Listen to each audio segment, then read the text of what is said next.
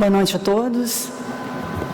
Sejam todos bem-vindos nesse local, nessa casa, que é uma casa de trabalhos espirituais, onde nós viemos aurir, assimilar as energias luminosas que essa equipe espiritual que nos assiste nos irradia. Viemos também buscar novas informações a fim de clarear a nossa mente, permitir um entendimento maior a respeito de nossas vidas, e também viemos buscar um pouco mais de serenidade aos nossos corações. Eu agradeço pela oportunidade e hoje nós trazemos esse assunto, né? Cristianismo e Espiritismo, amor em reencarnação.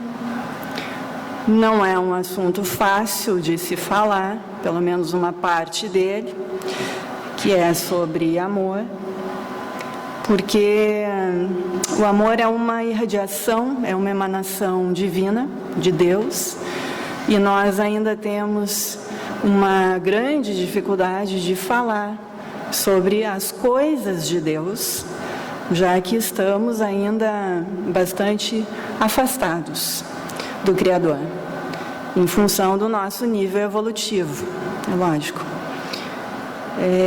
Quando nós falamos que estamos afastados de Deus, nós não queremos dizer que nós estamos fisicamente afastados de Deus, que isso fique bem claro.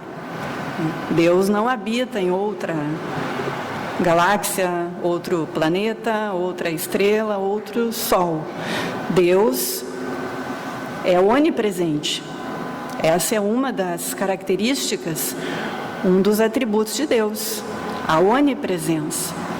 Então, Deus se irradia por todo o universo e, portanto, Deus está conosco.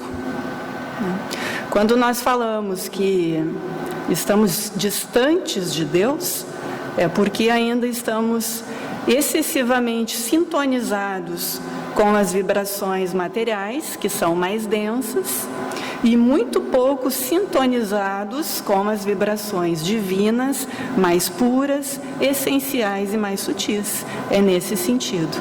E como o amor, nós podemos dizer assim, é uma emanação de Deus, é a emanação de Deus em sua essência, obviamente, nós não compreendemos ainda o amor, e falar sobre o amor é algo extremamente complicado. Mas nós já temos alguma compreensão sobre a vida, já não somos seres assim tão primitivos. Então, vamos falar sobre o amor na forma como nós compreendemos o amor hoje, né? O amor se manifesta sob as mais diversas formas. Então, vamos falar sobre o amor da forma como nós compreendemos ele hoje. E sobre reencarnação já é um pouco mais fácil de se falar nos seus aspectos básicos, porque já é algo um pouco mais palpável. Então, já fica mais tranquilo para nós.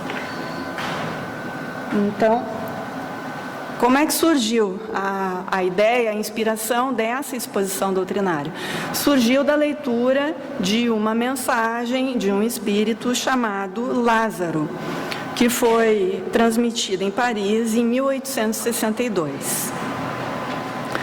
Eu gosto sempre de situar o nosso tema dentro do contexto da doutrina espírita, até porque eu só consigo me organizar, né, as minhas ideias, se eu consigo me situar dentro de um contexto.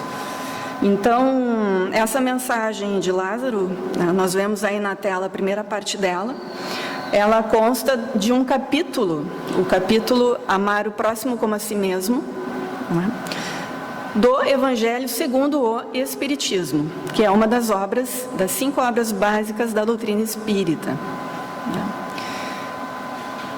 O Evangelho segundo o Espiritismo, ele desenvolve uma das 4 partes do primeiro livro das 5 obras básicas da doutrina espírita, que é o Livro dos Espíritos. Então, o Evangelho segundo o Espiritismo, ele desenvolve a terceira parte do Livro dos Espíritos, que trata das leis morais. Há leis universais que regem o mundo do espírito, que rege a nossa vida, a vida do espírito. Nós somos espíritos. E há leis também universais, porque divinas, que regem, digamos assim, o mundo da matéria. Quando nós falamos em leis morais, nós estamos falando sobre leis que regem a vida do espírito, né? Então, nós temos aí o Evangelho segundo o Espiritismo, desenvolvendo, ampliando a compreensão dos 4 evangelhos que compõem o Novo Testamento. Então, lendo essa mensagem é que surgiu a inspiração para essa exposição.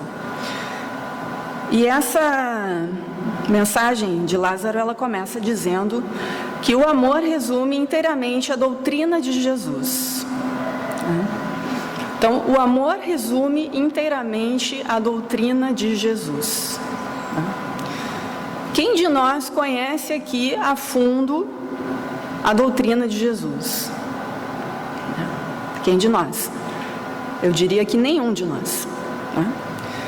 Quem de nós já leu e releu e já refletiu sobre os 4 evangelhos que compõem o Novo Testamento, que é a fonte maior, a fonte maior, pelo menos nesse momento, da doutrina cristã e da vida de Jesus? Então, eu passei a me questionar. Bom, se o amor resume inteiramente a doutrina de Jesus, e a doutrina de Jesus está basicamente nos 4 evangelhos, o que é mais significativo nesses 4 evangelhos? Para validar essa afirmação de Lázaro. E aí passei a lembrar de algumas passagens evangélicas, já que eu não conheço profundamente os 4 evangelhos. E me lembrei, por exemplo, daquela passagem onde o Cristo diz que amar a Deus acima de todas as coisas e amar ao próximo como a si mesmo resume toda a lei e todos os profetas. É uma passagem bastante significativa. Me lembrei daquela passagem quando o Cristo diz que nós devemos amar os inimigos. É uma passagem extremamente significativa se nós remontarmos à época e ao local onde Jesus viveu, porque naquela sociedade não era politicamente correto ser humilde, como é hoje. Hoje é politicamente correto ser humilde, então nós, muitas vezes, nos disfarçamos de humildes, Estamos tentando melhorar. Mas naquela sociedade era politicamente correto ser orgulhoso, e não ser humilde, defender a honra. Então, se você sofria uma agressão, o que era incentivado socialmente era que você se vingasse, era que você retribuísse a agressão. E vinha Jesus naquela época e dizia: olha, nós devemos amar os inimigos. Mais uma vez aí o amor. E aí nos lembramos também de uma outra passagem que é significativa, que é o Sermão da Montanha, que tem as bem-aventuranças, bem-aventurados, aqueles que são brandos e pacíficos, aqueles que são mansos, aqueles que têm sede e fome de justiça. Bom, mas incentivando, naquela época, ser pacífico, ser brando, também não era comum, também não era muito normal naquela época que isso fosse feito. Então, se nós remontarmos à época e ao local, à sociedade onde Jesus viveu, nós vamos ver que essa lição, esse ensinamento do amar, do amor, foi sim um ensinamento naquela época significativo, extremamente significativo, inovador, e resumiu realmente a doutrina de Jesus. Quando nós estávamos estudando, então, essa exposição, nós acabamos lendo, então, um livro de Joana de Ângeles, pelo Divaldo, não é? Se chama Segue em Harmonia. É um livro relativamente recente, é um livro de mensagens da Joana de Ângeles. A diferença desse livro é que, após cada mensagem da Joana, a Sueli Caldas Schubert, que é uma companheira nossa muito conhecida na atuação espírita, ela faz comentários sobre cada mensagem. E aí nós encontramos uma passagem de Joana, em que ela nos diz o seguinte: olha, nós vivemos atualmente numa sociedade e nós vivemos um paradoxo, porque nessa sociedade nós desenvolvemos a tecnologia, nós desenvolvemos a ciência, nós temos mais conforto material, nós temos condições de viver melhor e, no entanto, o ser humano continua vivendo de forma infeliz, né? No entanto, nós continuamos sentindo o vazio existencial. E aí caímos em depressão, temos as doenças psicológicas, emocionais, psiquiátricas, que são as doenças do século XXI, não é? Se fala muito nisso, que a depressão é a doença do século XXI. Então, Joana nos fala isso e nos questiona: para onde ruma a humanidade? Né? Pergunta-se por qual razão há tantos paradoxos, assim como por que existem tantos humanos contrastes, não é? Tanta riqueza e tanta pobreza, por um lado, tanta saúde, por um lado, e tanta doença, por outro, tanta beleza, não é, por um lado, e tantas coisas que não são belas, de outro. E aí ela responde: Jesus ofereceu as respostas conforme inseridas no Sermão da Montanha, no cântico mais profundo e espetacular que a humanidade teve ocasião de escutar. Então ela ressalta o Sermão da Montanha dentre as passagens evangélicas que são significativas, demonstrando o caminho que nós devemos seguir para sermos mais felizes, para vivermos de uma forma mais equilibrada. E aqui nós temos então o Sermão da Montanha, mas vamos adiante, depois nós voltamos a ele. Nós temos então essas várias passagens da doutrina, daquilo que Jesus falou, de certa forma sintetizado esse ensinamento no amor, né? Mas mais do que aquilo que Jesus falou, né? Nós nos questionamos, mas o que ele falou é muito pouco, né? Porque não foi apenas o que ele falou.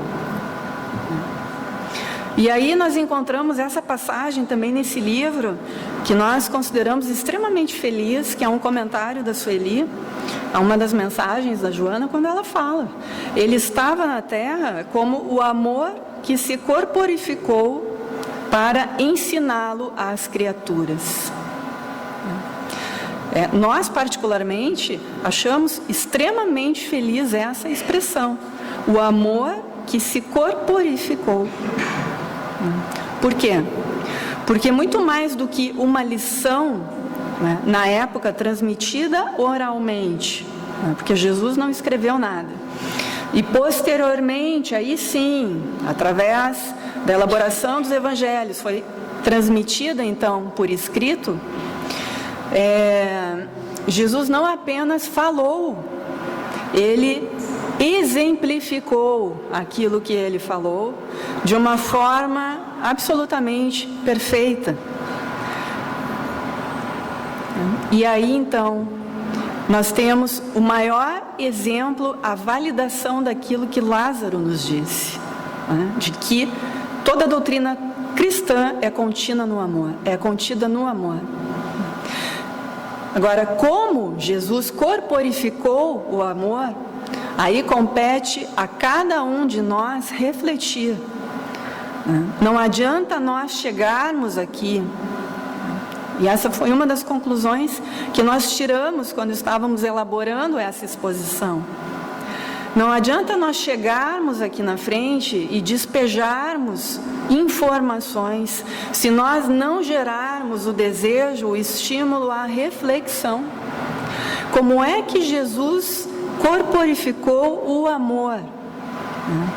Isso cada um de nós é que tem que pensar, é que tem que refletir, é que tem que conhecer os evangelhos, é que tem que ler os evangelhos, é que tem que conhecer as passagens significativas da vida de Jesus, que foram registradas nos evangelhos, e que tem que refletir sobre isso. Então nós vamos deixar aqui uma apenas, que para nós é extremamente significativa, né? Jesus viveu sozinho, né? Vocês já imaginaram isso? Viver sozinho, sem ninguém ao seu lado que tenha o mesmo nível de compreensão de vida que você? O quanto isso é difícil, né? Porque nem os apóstolos tinham a compreensão do significado da missão de Jesus, né? Pedro negou Jesus 3 vezes antes do galo cantar, quando Jesus estava sendo condenado em função de exemplificar o amor. Judas beijou Jesus, não foi por amor, foi por traição. E através daquele beijo, ele identificou perante os soldados romanos que Jesus era Jesus. E aí Jesus foi preso. Mas ainda assim teve a oportunidade de evitar derramamento de sangue, porque disse não, né? Guardem as suas espadas, eu vou ser conduzido, eu não quero derramamento de sangue. E foi então conduzido. Ele não lutou fisicamente, né? Porque ele exemplificou ali o quê? Em primeiro lugar, a consciência que ele tinha da missão divina dele, né? Em segundo lugar, a resignação, o perdão. Então, nós é que temos que refletir sobre a vida do Espírito, que é o mestre dos mestres, segundo a espiritualidade. Questão 625 do Livro dos Espíritos. Jesus é o guia e o modelo da humanidade. E essa resposta não foi passada por apenas um espírito ou meia dúzia de espíritos. Essa resposta, ela foi transmitida a nós pela espiritualidade por intermédio de dezenas, de centenas de espíritos de luz que construíram a doutrina espírita por intermédio de Allan Kardec. Então, se nós temos essa orientação da espiritualidade, de que o melhor exemplo que nós temos é o Cristo, é Jesus, né? É óbvio que nós temos, digamos assim, entre aspas, que imitar esse exemplo e não outros exemplos.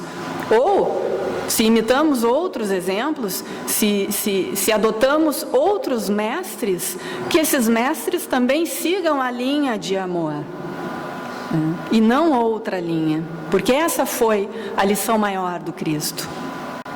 Mas como nós estávamos dizendo, então, definir o amor é impossível para nós. O amor é uma força, é um exemplo, é um sentimento, é uma energia. O que é o amor? O amor, na verdade, ele se manifesta de muitas formas para nós, né? Mas nós temos uma intuição do que seja o amor, né? O amor, ele gera harmonia, o amor gera equilíbrio, o amor não gera sofrimento, né? O amor gera estabilidade. Então vamos passar aqui por algumas definições que nós encontramos, umas pinceladas sobre o que seja o amor, sem a intenção de defini-lo, né? Então nós encontramos aqui, na questão 888A do Livro dos Espíritos, uma passagem, um esclarecimento de um espírito que se identificou como São Vicente de Paulo, né? Amai-vos uns aos outros, eis toda a lei. Olha aqui, mais uma vez, esse ensinamento. O amor, amar uns aos outros é toda a lei, resume toda a lei. Lei divina, lei de origem divina, tem origem em Deus, mediante a qual governa Deus os mundos. O amor é a lei de atração para os seres vivos e organizados. Nós, seres humanos, animais, vegetais também, são seres vivos, né? O princípio vital já está ali, vivificando também os vegetais. E, por outro lado, a atração é a lei de amor para a matéria inorgânica, né? No caso, os minerais, né?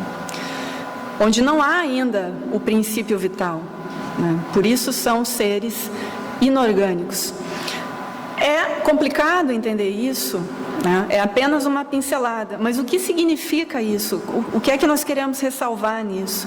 A lei de amor é uma lei de atração, é uma lei que gera união, que gera agregação, tá? Então, sempre que está presente o amor, nós teremos união, nós teremos agregação, nós teremos atração, harmonia e equilíbrio. Então, o que é que sustenta os seres inorgânicos? As células, né? Os componentes, as moléculas que compõem os seres inorgânicos, os minerais. Qual é a força que mantém essa organização? Está aqui. A atração é a lei de amor para a matéria inorgânica. Nos minerais, nos seres inorgânicos, o amor se manifesta como lei de atração. Já em nós, né, que já temos um nível evolutivo maior, o amor é a lei de atração para os seres vivos e organizados. Ou seja, né, o amor mantém o nosso corpo. A pessoa que ama é feliz, a pessoa que ama tem saúde, porque ela irradia energias, irradia amor, inclusive para o seu corpo físico, e isso permite que as suas células se mantenham organizadas. Por outro lado, nós não podemos viver sem outros seres humanos, isso é da nossa natureza, não adianta. Não adianta nós querermos vivermos isolados. Isso vai contra a nossa natureza. E aí se manifesta a lei de amor quando nós convivemos de forma harmoniosa, fraterna, solidária e altruísta com os outros irmãos em Deus. E aí vivemos felizes. Então, essa lei de amor, ela se manifesta como uma força que rege tudo que existe no universo, como uma força de atração e de agregação, né? Temos aí uma definição. Por outro lado, encontramos em Joana de Ângeles, essa aqui é mais uma parte da mensagem dela, né, do texto dela, que inicialmente o amor se expressa como instinto de reprodução, nas fases primárias do processo de evolução. Ou seja, quando nós éramos seres primitivos, quando nós éramos cabeludos, né? Aqueles homens e mulheres das cavernas, nós nos procurávamos mutuamente como objetos, né? Em função dessa força que era esse instinto de reprodução. Mas nos tratávamos como literalmente objetos, mas nos procurávamos, né? A partir daí, o ser humano, o espírito mais desenvolvido, ei-lo em forma de libido, que o conhecimento moral irá transformando em fraternidade. Nós estamos hoje vivenciando, a maioria de nós, o amor libido. Não é mais o amor instinto de reprodução. É algo um pouquinho melhor, um pouquinho mais desenvolvido. É o amor libido, né? Nós ainda temos a necessidade da sensualidade. Nós não estamos falando aqui apenas sobre sexualidade quando nós falamos em sensualidade. Quando nós falamos aqui em sensualidade, nós estamos falando também em sexualidade. Mas nós estamos falando em tudo aquilo que nos gera prazer. Prazer sensorial, aquele prazer que nós usufruímos, que nós gozamos através dos nossos 5 sentidos.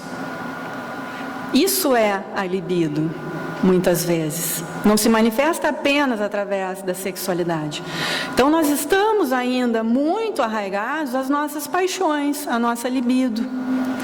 Mas já é um passo à frente do instinto de reprodução, né? Então, nós hoje procuramos os nossos parceiros, não é? Muitas vezes porque estamos apaixonados. Aí, quando a paixão recrudesce, diminui de intensidade, isso já é cientificamente provado, que a paixão ela dura algum tempo e depois ela recrudesce. Aí, bom, né, nós descobrimos que nós não amamos, na verdade, nós apenas nos apaixonamos. E aí nós, muitas vezes, largamos, né, aquele ser, ele sim nos ama ou ainda está apaixonado e geramos o sofrimento. Então, às vezes, nós ainda resbalamos, muitas vezes, mas às vezes nós tomamos consciência, não, né? Passou a paixão, mas existe aqui uma afinidade, né? Existe aqui uma afinidade com essa ou aquela pessoa. Então, já é o amor essência se desenvolvendo, o amor divino se desenvolvendo, né? Se transformando em amor fraternidade, né? Que é possivelmente o próximo passo. O amor libido, nós diríamos que pode ser qualificado como amor egoísmo. Nós pensamos mais nas nossas necessidades e muito menos nas necessidades daqueles que convivem conosco. O amor fraternidade já seria mais um amor altruísmo. Nós não pensamos apenas nas nossas necessidades. Já nos chama a atenção as necessidades daquelas pessoas que convivem conosco. Nós já paramos para pensar sobre as necessidades daqueles que convivem conosco, coisa que nós não fazíamos antes, quando vivíamos apenas através do amor libido. Então, como nós falamos, o amor se manifesta sob muitas formas, e aqui nós temos então a Joana nos trazendo alguma dessas formas, né? E nos dizendo, olha, façam um esforcinho, né, para passarem do amor libido para o amor fraternidade, porque é assim que vocês vão ter saúde. Então, olha que interessante o que ela nos fala. Aqui ainda é a Joana. Distúrbios de variada nomenclatura têm raízes na ausência do amor, né? O que é que caracteriza a ausência do amor? Os seus antípodas, os sentimentos opostos, as energias opostas, quais o ressentimento, o rancor, a indiferença, o ódio, o egoísmo, né?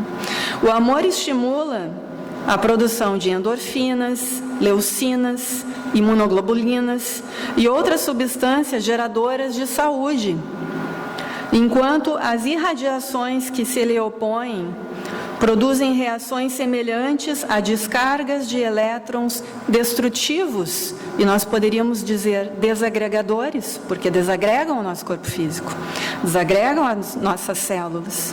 O que é o câncer? Não é uma multiplicação irregular de células?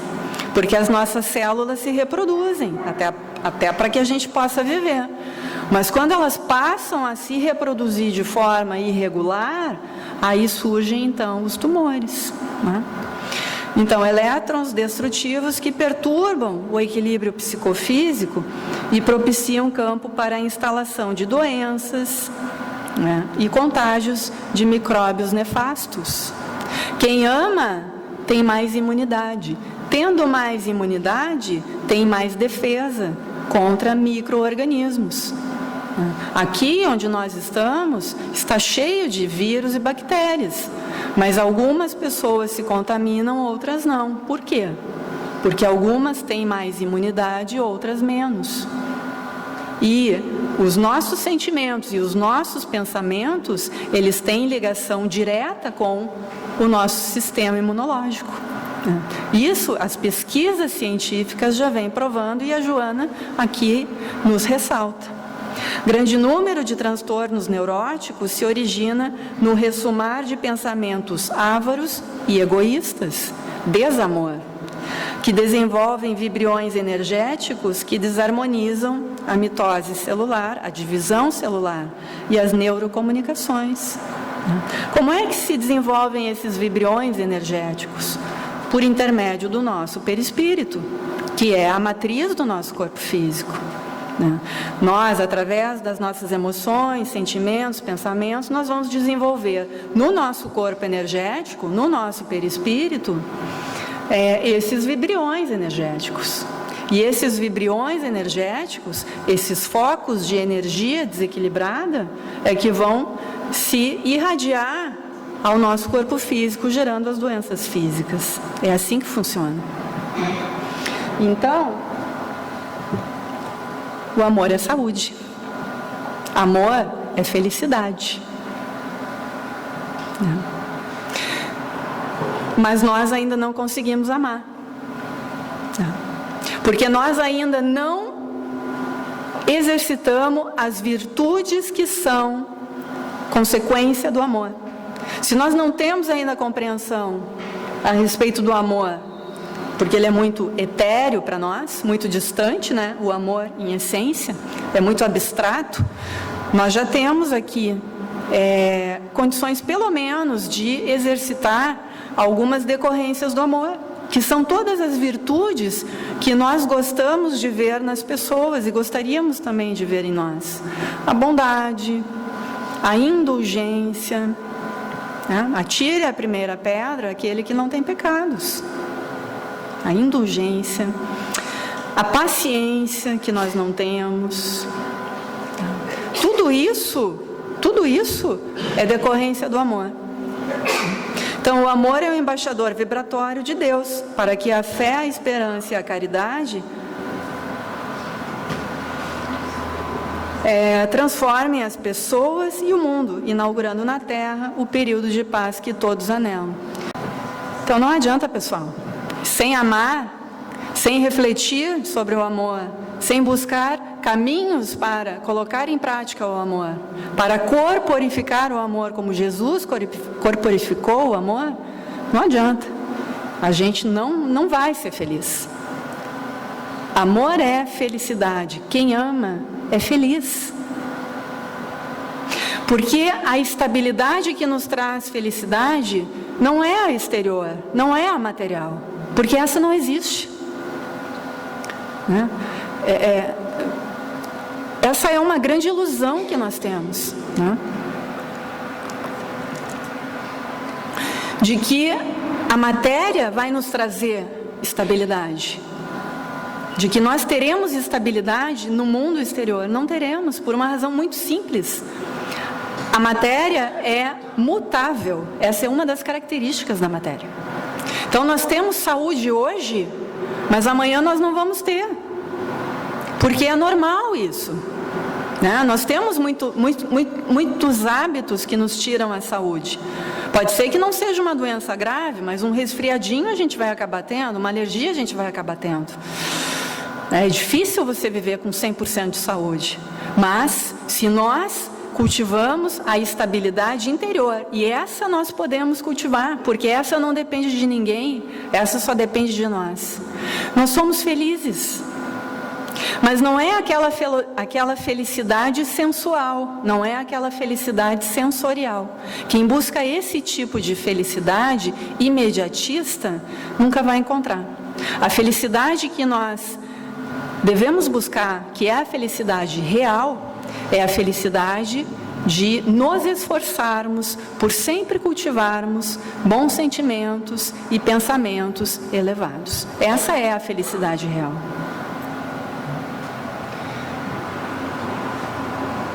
Então, nós temos a lição lá atrás, que nós ainda não aprendemos, não é? Que é a lição de amor. E essa lição de amor, ela veio no momento e no local adequados. Não pensemos que ela veio no momento e no local inadequados. Era entre o povo judeu, que já era cultivada uma religião monoteísta, que era o judaísmo, e era necessário que nós compreendêssemos o Deus único, para que passássemos a compreender a lei de amor. E o judaísmo, ao contrário do que muitas vezes se fala, ele não foi a primeira religião monoteísta, tá? Pelo menos não naquilo que nós lemos. Houve já outra religião, pelo menos uma outra religião monoteísta, mas ela não foi difundida, tá? Ela foi anterior a Cristo, se não me engano foi, eu não tenho certeza, posso estar falando bobagem, mas se não me engano foi o zoroastrismo, né? Não tenho certeza se foi essa. Acho que foi na Pérsia, tá? Também não tenho certeza. Mas, enfim, já lemos alguma coisa a esse respeito de que já havia uma religião, mas muito circunscrita, né, a uma determinada época, a um determinado povo. Então, se nós dissermos que o judaísmo foi a primeira grande religião monoteísta, nós estamos falando corretamente, né? Então, nesse sentido, é certo falar. Então, naquela época, era necessário se compreender o Deus único para que se compreendesse o Deus de amor, né? Mas apesar de nós não termos ainda aprendido essa lição na sua inteireza, Deus já nos permitiu receber uma nova lição que é a fundamental. E essa nova lição nos foi trazida através da doutrina espírita. E dentre muitas lições fundamentais que a doutrina espírita nos traz, ela nos traz a lição sobre a reencarnação, para que nós compreendamos melhor a lei de amor e o Deus único. E nós temos que inserir a reencarnação dentro de uma lei universal que é fundamental. Para mim, para nós, uma das mais importantes leis para que nós compreendamos a vida, que é a lei de evolução. Nós só vamos compreender a reencarnação se nós compreendermos a lei de evolução. Tudo caminha para o aperfeiçoamento, nada retroage. Essa lei rege tanto a vida do espírito, quanto rege a vida da matéria. Nós não vamos, depois de todo o conhecimento que adquirimos, viver em mundos muito piores do que a Terra, porque lá nós não vamos aprender o que nós temos que aprender. Nós vamos sempre para frente, nós vamos sempre melhorar. E a reencarnação se insere dentro dessa lei de evolução, e aí nós questionamos, né, de todos os que estão aqui, quem realmente assimilou a reencarnação, né? Quem realmente parou para pensar que nós reencarnamos, né? Quem realmente parou para ler a segunda parte do Livro dos Espíritos, né, que fala do mundo dos espíritos, né, que nos traz informações do lado de lá, né, que nós não teríamos se não houvesse a codificação da doutrina espírita, ou não teríamos da forma mastigadinha como nós temos, não só no Livro dos Espíritos, mas em outras boas obras espíritas psicografadas, né? Quem já parou para ler a segunda parte do Livro dos Espíritos, né, que vai nos explicar tudo ali, do jeitinho que a gente quer saber, ou do jeitinho que a gente consegue compreender. Como é que é quando eu recebo um novo corpo? Como é que eu me vinculo a um novo corpo? Como é que é quando eu me desvinculo desse corpo, quando ele fica doente, né, e ele não me serve mais? Como é que funciona? Como é esse processo? E quando eu passar para outra dimensão, né, quando eu passar para a dimensão espiritual, para a dimensão astral, como é que vai ser? O que é que eu vou fazer lá? Quem é que já se interessou por isso? Quem é que realmente acredita nisso? Porque nós viemos aqui na sociedade espírita e falamos e falamos e falamos sobre reencarnação, e falamos que, né, fulano foi, né, Napoleão, na reencarnação anterior, era Júlio César, e por aí vai. E nós achamos isso tudo muito bonito, né? Bah, que legal, né? Que o Napoleão era o Júlio César, não é? Bah, e o Chico Xavier, quem era o Chico Xavier? Bah, e o Divaldo, quem era?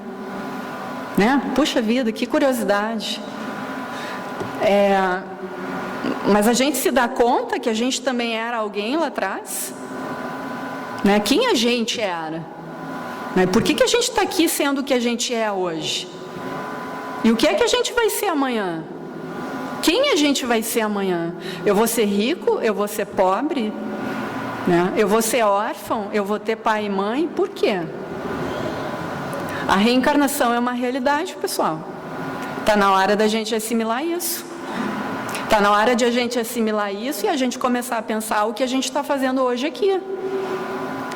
Porque a gente está construindo hoje no presente o corpo que a gente vai receber amanhã. A gente está construindo hoje o nosso corpo. Então, está na hora da gente entender que a reencarnação é uma realidade. E entender algumas coisas. Por exemplo, a gente não reencarna como animal, segundo a doutrina espírita. Tem gente que acha que a gente reencarna como animal, né? Então, eu gosto muito de gato, eu gosto muito de leopardo, eu gosto muito dos felinos, né? Para mim são os animais mais belos, mais bonitos. Inclusive, a gente tem uma gatinha em casa que a gente tem a guarda dela, porque a gatinha era da vizinha. E aí a gatinha começou a ir lá para casa, e aí não saía lá de casa, e começou a dormir lá em casa, e aí a gente acabou, assim, combinando então com a nossa vizinha que a gente teria a guarda da gatinha, né? Porque a gatinha não quis voltar para casa. Por algum motivo ela nos escolheu. Mas eu não vou voltar a ser um gatinho, não. Porque eu já sou um ser humano, eu vou continuar sendo um ser humano. Eu vou reencarnar como homem ou como mulher? Eu, como homem, sou muito machista? Ai. Capaz de reencarnar com aquele corpão, né? Bem bonito, bem vistoso, que vai chamar bastante a atenção dos homens. Vai sofrer, né? Então está na hora de eu ser um pouquinho mais sensível com as mulheres, né? Então, fica aí a dica, não é? Para quem ainda não interiorizou a reencarnação. Eu me lembro que eu passei a frequentar a Sociedade Espírita com 18 anos. E passei a frequentar a Sociedade Espírita porque eu sempre tive uma sensibilidade psíquica muito forte, desde pequeno, que se manifesta normalmente através de intuição, de inspiração. E o fato de não, assim, de ter hábitos desequilibrados, aquilo me desequilibrou muito. Então, eu passei a frequentar a Sociedade Espírita, isso foi em março, né, de 1998. Eu me lembro bem. Em maio de 1998, 2 anos depois, né, aqueles irmãozinhos que me perturbavam, eles me deram uma trégua. E parece que eu tive um despertar espiritual. Foi o meu primeiro despertamento espiritual. Eu tive 2 na vida. O segundo foi há poucos anos. E aí eu aprendi a lição, né? Quem tem sensibilidade psíquica tem que equilibrá-la. Não adianta, tá? E eu acho que o melhor lugar é na Sociedade Espírita, né? E conhecendo estudando a mediunidade, principalmente ali no Livro dos Médiuns. Mas então aí eu me conscientizei, então, alguns anos atrás, de que eu tenho essa sensibilidade psíquica, eu vim com ela, eu reencarnei com ela, ela é também orgânica e não tem jeito. tá? Eu preciso exercitá-la, né? Se eu não exercitá-la, eu vou me desequilibrar, tá? Não tem jeito, tá? Tem coisas que não tem jeito. Não adianta a gente querer mudar. As leis de Deus não tem jeito. A gente não pode mudar. A gente não pode querer ser egoísta e ser feliz, porque a gente não vai ser feliz sendo egoísta. Por quê? Porque a lei de Deus nos diz, você vai ser feliz sendo altruísta. É isso que a lei de Deus nos diz. Mas ali naquele mês, maio de 1998, quando eu despertei espiritualmente, parece que aquela nuvenzinha preta, né, que me acompanhava, né, não sei se vocês lembram da família Adams, né, eu era a família Adams, né, aquela nuvenzinha preta, onde eu ia, ela me acompanhava. Ela saiu de cima de mim. A doutrina espírita, para mim, foi como se fosse um copo de água. Eu assimilei a doutrina espírita como eu estivesse bebendo um copo de água. Eu assimilei a reencarnação como se eu estivesse bebendo um copo de água. Aquilo para mim era tão natural, era tão normal. Então, eu acho que há muito tempo eu já venho estudando sobre a reencarnação. E acho que, como diz Emmanuel, a maior caridade é nós divulgarmos a doutrina espírita. Nós temos o dever de divulgar essas informações a todos aqueles que queiram, através do amor e através da consciência espiritual, serem mais felizes. Nosso agradecimento.